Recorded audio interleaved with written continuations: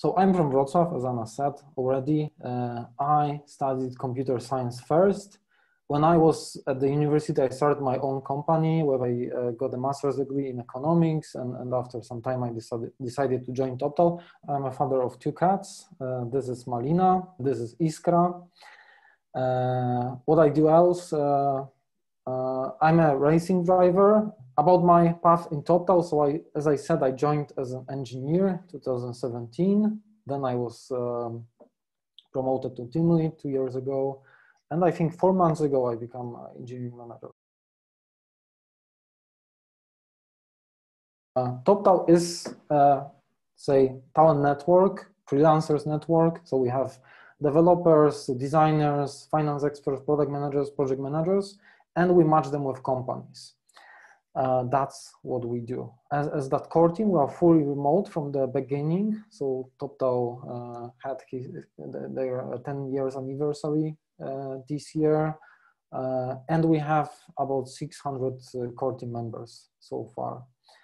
What is special about Toptal and what is in our slogan, top 3%. So we are proud to have only 3% acceptance rate when a freelancer wants to join us. And we have a very detailed screening process for that. So everything has started in Intel. This is Andrew Grove, the father of OKRs. He introduced OKRs to Intel in late 60s or early 70s, I can't remember. But I learned OKRs from John Doerr, the author of Measure What Matters book. And he joined Intel in 1974 and he learned the concept there. That's about the history. What is the OKR structure? So OKR basically, that's a goal setting framework. Multi-level goal setting, so it starts with company vision, mission, then you have company OKRs, team OKRs, sometimes individual OKRs. And the usual cadence is quarterly or annually for, let's say, company goals. They don't change that often.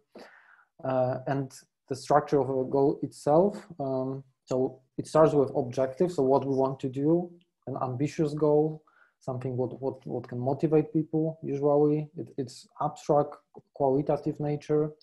And then key results. So how we are going to decide whether we achieve that objective or not, because the objective might be something like improve X, Y, Z. And what does it mean that we improved X, Y, Z? We might have some metrics. We can think about key R's like a bit like KPIs. More about best practices and general guidelines. Of setting OKRs. So first and the most important and something where people fail most often is they track initiative progress, not the impact they make. The timeline of OKRs, we do quarterly. We are going to change to biannually for some OKRs, and the company level goals are annually. Per team, no more than 3-5 OKRs. Some people say even one. The goal here is to narrow down the focus. Often, if you introduce OKRs, then people come up with many OKRs. And that's a sign that the OKR framework actually may help them a lot because they weren't focused at all. They were trying to do too many things and that they weren't very impactful. If we force them to do just a few OKRs, then they can stay focused on specific things, and each quarter they can deliver something. They don't have too many things in progress.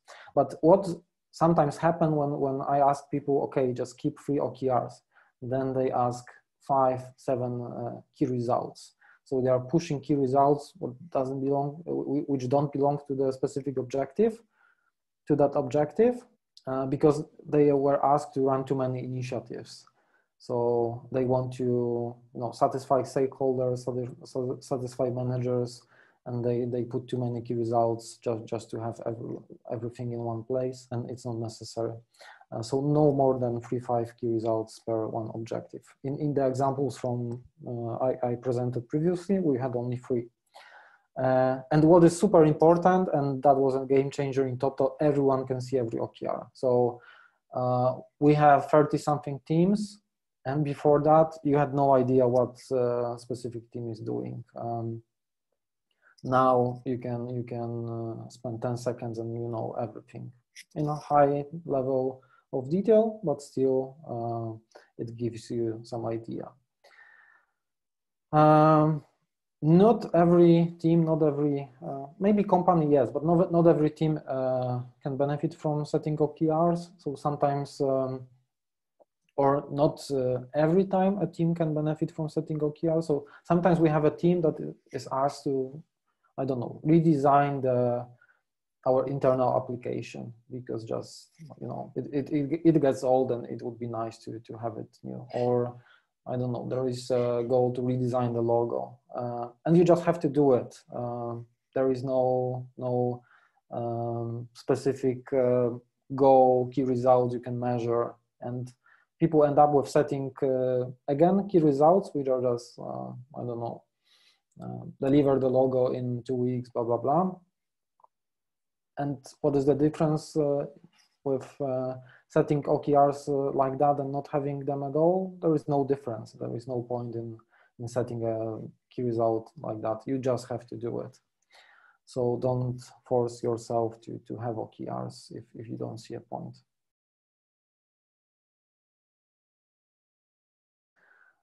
So if you want to formulate an OKR, I think this is a good starting point. So what do you want to improve?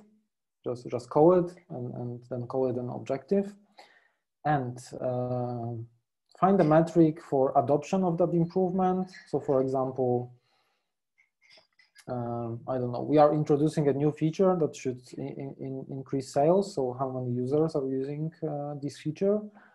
Then a metric for improvement. So how much we actually improve the sales, and a counter metric to make sure that something else is not broken now. So if we want to increase the amount of transactions, maybe we decrease the amount of single transaction in money. So we have more transactions in the absolute number, but lower value. So that counter metric is still important. More specific about the process of coming up with the new OKRs. In the example is the next year. So early Q4, company OKRs are set by the executives.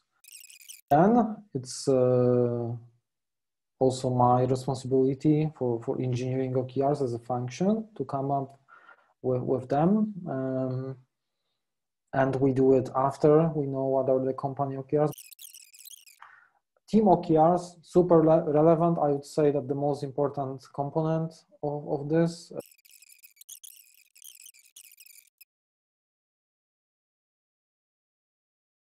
And some summary, retrospectively, what OKRs gave us. In a nutshell, really improved communication. So everyone in the company can understand the vision, mission, and what everyone in every team in the company works on. Unified language. So you just take a look at these 4 lines. If you have objectives and 3 key results, these are 4 lines of text. You spend, I don't know, 30 seconds, and you don't need to think like what framework they are using to set these goals, what tool they are using. Everything is unified, and that's really great. Yeah, and that transparency I mentioned before.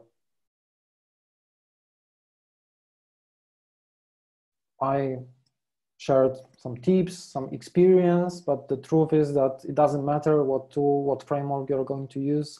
What matters is how much effort you put to accomplish your goal. So you can just have a to-do list or a pinned message on Slack and have it in mind as a goal. And if you work hard, you can achieve much more than, I mean, the best goal setting framework won't save you from not progressing. It's not about that.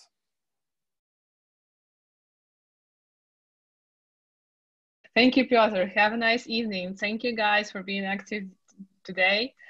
Have a good evening. Bye bye.